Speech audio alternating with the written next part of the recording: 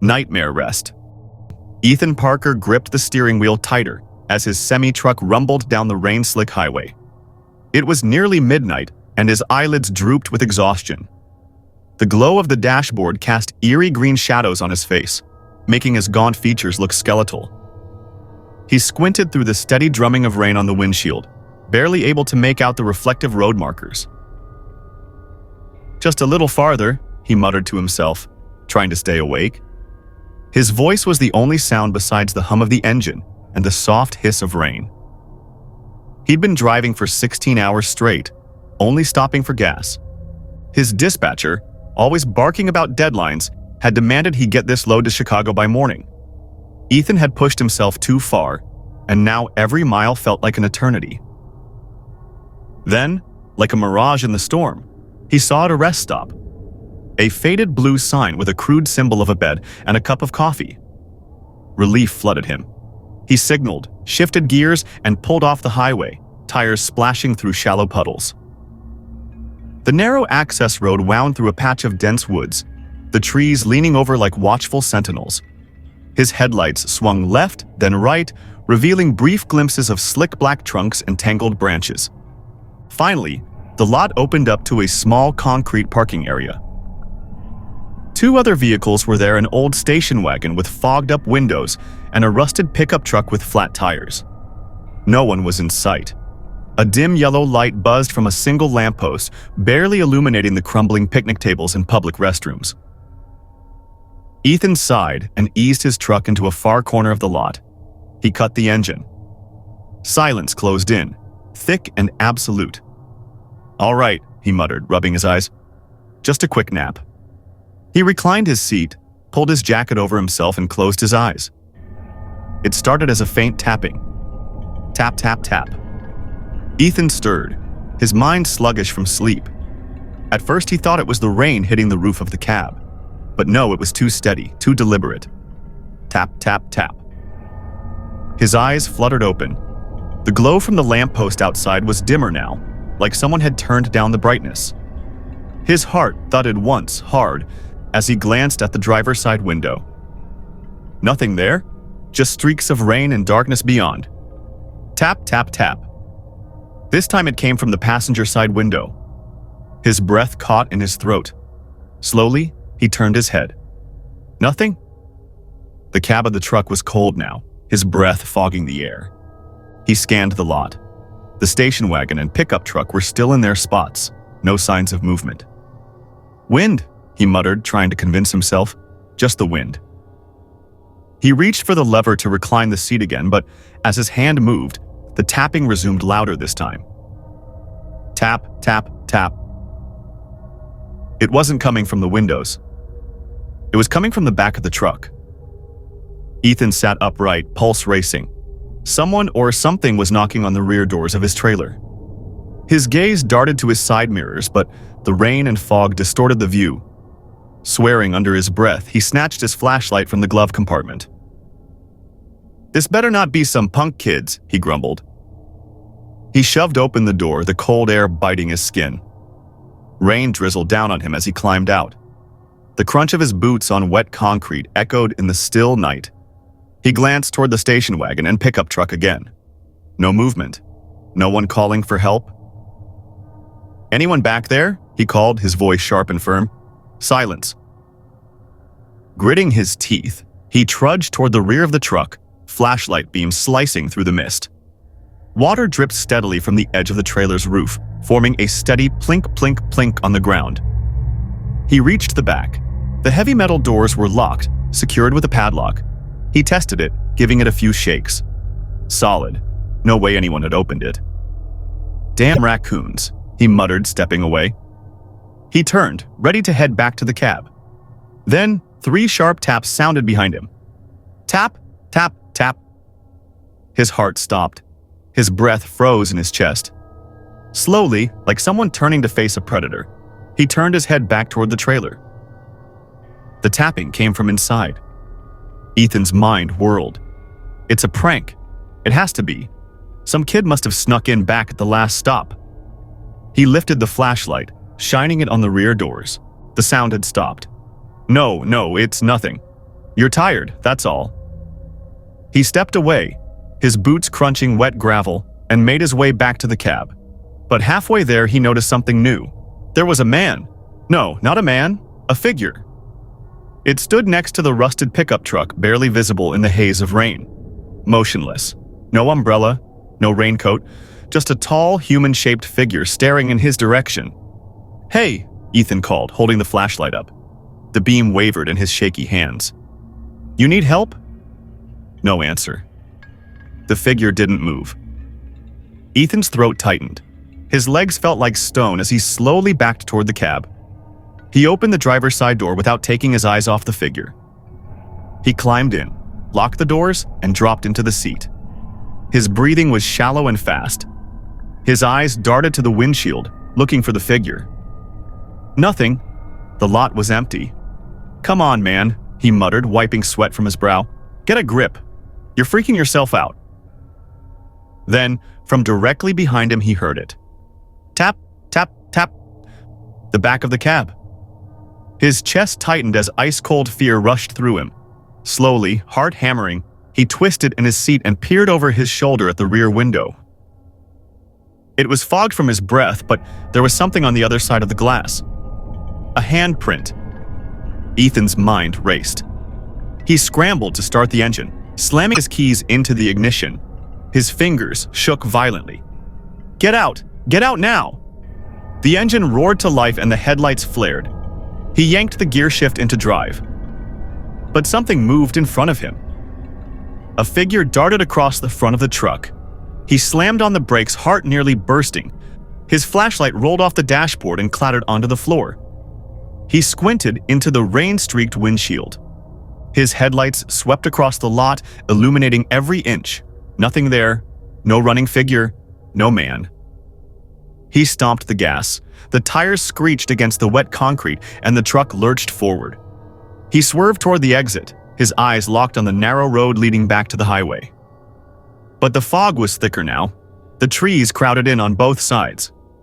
Just keep going, just keep going. The tapping returned. It wasn't coming from the back anymore. It was coming from inside the cab. Ethan screamed, thrashing at the dashboard controls. He flicked on every interior light, expecting to see someone in the passenger seat. No one was there, but the tapping grew louder. Tap, tap, tap. This time, it was on the windshield. Directly in front of him, a face pressed against the glass pale, hollow-eyed, with a grin so wide it stretched unnaturally across its face. It didn't blink. It didn't breathe. It only stared at him, tapping with one crooked finger. Ethan screamed as he jerked the wheel, the truck swerving hard. The tires hit something solid, a tree. And the world flipped. Glass shattered, metal twisted. His body flung sideways as gravity turned against him. The last thing he saw, upside down in his shattered cab, was a pair of feet stepping through the broken windshield. Then the face leaned down, filling his vision. It grinned and tapped. Tap, tap, tap. Sometimes it's better to keep driving. The vanishing hitchhiker. The rain fell in heavy sheets, drumming against the windshield of the 18-wheeler like an endless cascade of marbles. Lightning crackled through the night sky, illuminating the narrow two-lane road that snaked through the Romanian countryside. James Holton, a 43-year-old trucker from Ohio, squinted through the wipers as they swept away the water, revealing only brief glimpses of the slick, winding road ahead. He hated night driving, but a tight deadline and an overbearing logistics manager had left him with little choice. His cargo, a load of antique furniture, had to reach Bucharest by morning.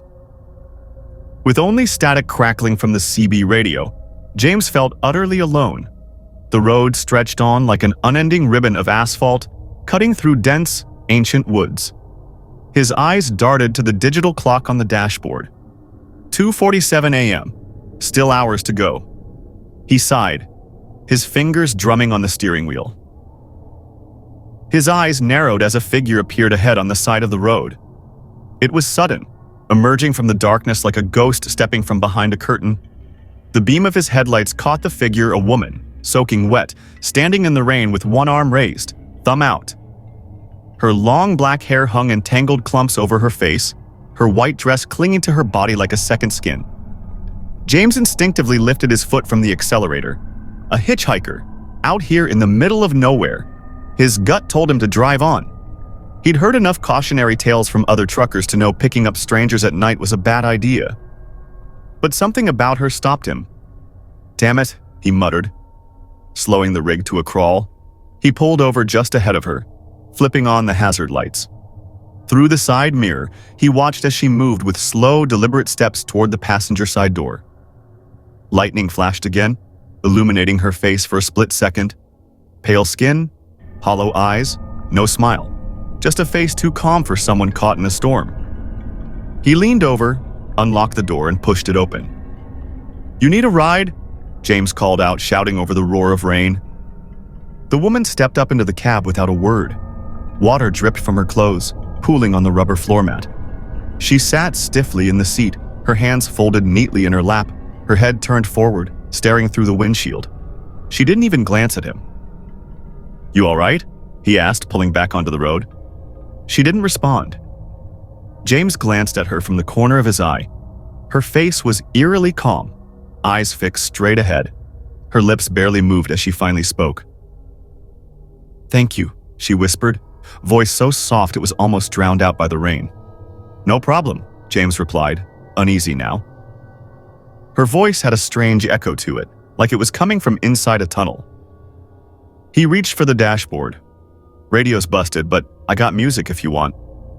He tapped the buttons on the stereo, letting a low, static-filled country song hum through the cabin. It did little to break the tension. Silence settled over them. James gripped the wheel tighter. Her gaze never left the windshield. The glow of the dashboard cast shadows across her face, making her look even more ghostly.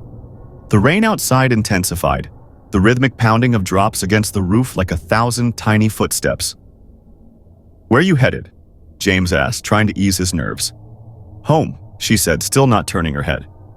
"Where's home?" he pressed. "Close?" His eyes flicked toward her. Her hands were still neatly folded, her nails pale as bone. His mind itched with unease. Her clothes were old-fashioned. The white dress looked more like a nightgown. "You been walking long?" he asked, hoping for more of a story. "Long enough," she replied, her voice distant, as if she were speaking from another room. A chill crawled up James's spine. He tried to laugh it off, shaking his head. "Well, lucky I came by, huh? Nobody else out here at this hour." She didn't answer. The truck rolled on, tires splashing through shallow puddles. The woods on either side of the road felt darker, denser. Shadows twisted in the trees with every flash of lightning. James tried to focus on driving, but every few seconds he found himself glancing at her. She hadn't moved. "Look," he said after a while, trying to sound casual. "You got a name?" Her head turned slowly, far too slowly. Her eyes met his, and he felt his breath catch in his throat. Her eyes were too dark, not brown, not black, just empty. Her lips parted into a faint smile that didn't reach her eyes. "Anka," she said. "Anka," James repeated, heart thudding. He faced forward again, his eyes locked on the road. "Nice name." Silence returned, but it wasn't the same silence as before. It pressed on him like a weight, every second stretching longer than the last. Her eyes were on him now. He could feel it. His hands tensed on the wheel. He glanced at the passenger seat. She was gone. James's breath caught.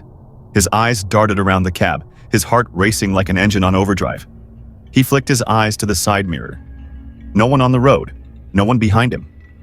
"She's got to be in the back," he thought, craning his neck to peer into the sleeper compartment behind him. Nothing. Empty blankets, no sign of her. She couldn't have just disappeared. He flicked on the dome light, eyes darting around the cab. No footprints on the wet floor mat where she'd been sitting. No water, no sign she'd ever been there. A chill seeped into his bones, colder than the rain outside. He pressed his foot on the accelerator, pushing the rig faster down the road. His heart thudded so loud he thought it would break through his ribs. Tap, tap, tap. James froze. The sound came from behind him, from the sleeper compartment. He glanced up at the rearview mirror. His breath caught in his throat. She was there, sitting on his bed. Her head tilted at an unnatural angle, her eyes locked on him through the mirror. Her face had changed. Her mouth hung open, far wider than it should, as if her jaw had been dislocated. Her dark eyes stared at him without blinking. "Anka," he whispered, barely able to speak. She smiled, but her lips pulled back too far, stretching unnaturally wide, revealing rows of jagged needle-like teeth. James screamed. He slammed his foot on the brake, tires screeching on the rain-slick road. The truck jerked violently, his seatbelt digging into his chest. His head smacked against the wheel. Pain exploded in his skull, and darkness closed in. When James woke, the rain had stopped. Steam hissed from the engine, and the smell of burnt rubber filled the air. His head throbbed, and his vision swam. He groaned, wiping blood from a small gash on his forehead. His truck had slid into a ditch, tilted at an awkward angle. He fumbled with his seatbelt and stumbled out of the cab. His boots crunched on wet gravel. The storm clouds had cleared, and the full moon bathed the road in cold, silver light. James spun around, eyes wide, searching. "Anka?" he called out, his voice hoarse. "You out here?" Nothing but the sound of crickets and the distant call of an owl. His eyes landed on the passenger door. It was still locked from the inside. No footprints, no water, no trace of her. "Hell no," he muttered, backing toward the truck. "Hell no." He climbed back inside, locked every door and sat there, hands on his knees, breathing hard. It didn't happen. You're just tired. Just a dream. A bad dream. But as he reached for the ignition, he noticed something on the dashboard. A small, pale handprint. Tiny drops of water trailed from it. His breath hitched. Slowly, his eyes moved to the rearview mirror. Her face was there, directly behind him, smiling. Her eyes were pits of blackness. Her mouth opened wide, filling the mirror with darkness. The dome light flickered and the truck went silent. If you enjoyed this chilling tale of The Vanishing Hitchhiker, I can expand on certain parts or create more eerie trucker horror stories. Let me know. Out of fuel, out of time. The rain came down in sheets, hammering the windshield with a relentless drumming that drowned out the hum of the diesel engine. Mason's fingers tightened on the steering wheel as his eyes flicked toward the fuel gauge. It hovered dangerously close to E. The red warning light had been on for the past 20 miles, and his nerves were beginning to fray. "Come on, just a little farther," he muttered, leaning forward as if that would help push the truck along. His route had taken him deep into the forests of Romania, where the narrow, twisting roads felt more like animal trails than modern highways. There were no streetlights, no road signs, just darkness and the pale glow of his headlights illuminating the rain-soaked road ahead. His CB radio crackled with static. Occasionally, he thought he heard voices, but it was too garbled to make out. "Dispatch, this is Mason. You read me?" he called. No answer, just more static. He glanced at the clock on the dashboard. 11:47 p.m. If he didn't find a fuel stop soon, he'd be stranded in the middle of nowhere. No phone signal, no backup, just him, his truck, and the forest stretching endlessly on either side of the road. The truck lurched. The engine let out a hollow gasp before sputtering and coughing to a stop. The sudden silence was deafening. The only sounds were the drumming rain and Mason's own rapid breathing. Come on," he groaned, slamming a hand on the dashboard. He sat there for a moment, gripping the wheel, jaw tight with frustration. His breath fogged up the glass in front of him.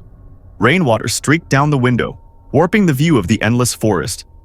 No lights, no towns, no signs of life. With a deep sigh, Mason flipped on his hazard lights. Red flashes illuminated the trees in bursts.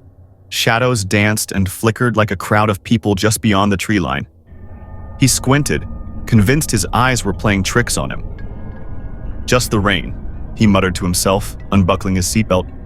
"Gotta see if I've got the fuel can in the back."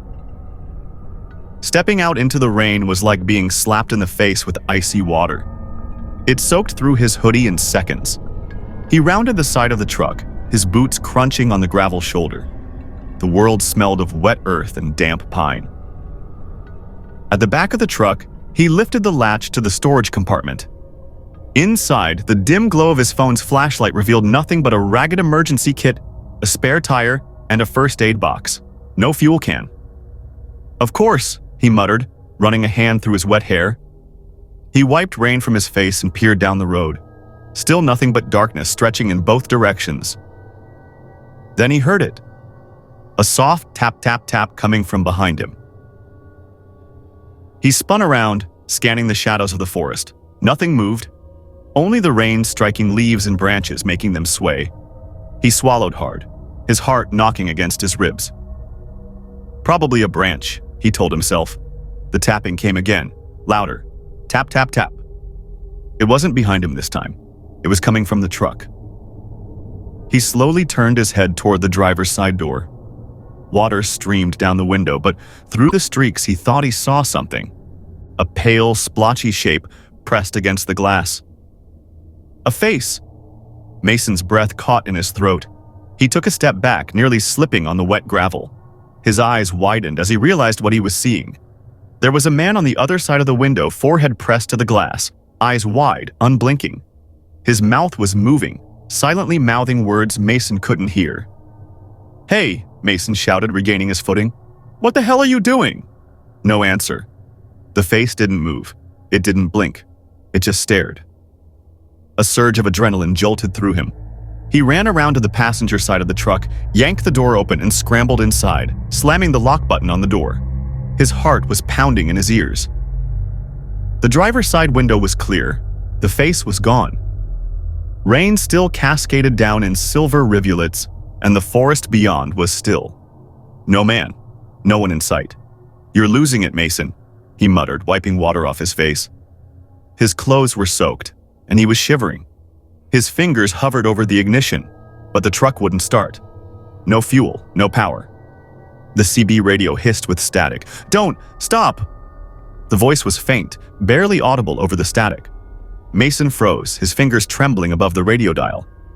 "Hello?" he asked, leaning forward. "Who's there?" Static. "Can see you." His heart felt like it stopped. He turned his head toward the window. Nothing. But then, tap, tap, tap. The tapping came from the rear of the truck. "Nope," Mason whispered, shaking his head, his breath coming in short, panicked gasps. He grabbed the tire iron from behind his seat, gripping it tightly. His eyes darted to every window, every corner. Silence. Just rain. He sat still for minutes, straining his ears, his muscles tense. Every creak, every groan of the truck's frame made him jump. His eyes locked on the rearview mirror. The road behind him was a blur of darkness and rain, but for a moment, he thought he saw a figure walking up the road toward him. "Not real," he whispered. "Not real, not real, not real." But the figure didn't vanish. It got closer. The man stepped into the glow of the truck's flashing hazards. His clothes were wrong, old-fashioned, like something from the 1950s. A tattered trench coat clung to his thin frame. His head was tilted at an odd angle, like his neck was broken. Mason's grip on the tire iron tightened. "Back off, man!" he shouted, cracking the window an inch. "I've got a weapon!"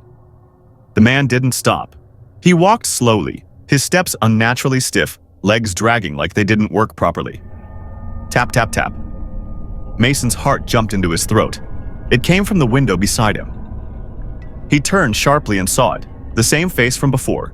Pale, hollow eyes, lips moving silently, mouthing words. The man from the road was still walking toward the truck, but somehow, impossibly, he was also here, right at the window. Mason screamed. He threw himself across the cab, trying to unlock the passenger door. His fingers fumbled in panic. The lock wouldn't budge. Tap, tap, tap. The window on the passenger side. Another face, identical. Wet hair plastered to its forehead, mouth moving in slow, silent words. "No, no, no, no!" Mason's breath came in frantic gasps. He thrashed at the window with the tire iron, but the faces didn't move. They didn't flinch, just stared. He turned his eyes to the rearview mirror. There were more now, shapes moving in the rain, dozens of them walking down the road. They wore tattered, outdated clothes, trench coats, old uniforms, dresses from a bygone era. Their heads tilted in unnatural ways, their arms hanging limply at their sides. The truck shook. A dull thump echoed from the roof. Something heavy was walking across the top of the cab. Each footstep creaked the metal. Mason curled into a ball in the footwell, covering his head with his arms, his breath ragged and shallow. "Please, please, please!" The CB radio crackled. Never stop, never stop, never stop!" The voice grew louder, more frantic. "Never stop, never stop, never stop!" The truck door's lock popped. The door swung open slowly, creaking like old wood. Rain poured inside, soaking him further. He didn't look up. He didn't want to see them. Boots crunched on the wet gravel beside him. A shadow fell over him. The last thing Mason heard was a low, raspy whisper. "Shouldn't have stopped." The rain drowned out his scream.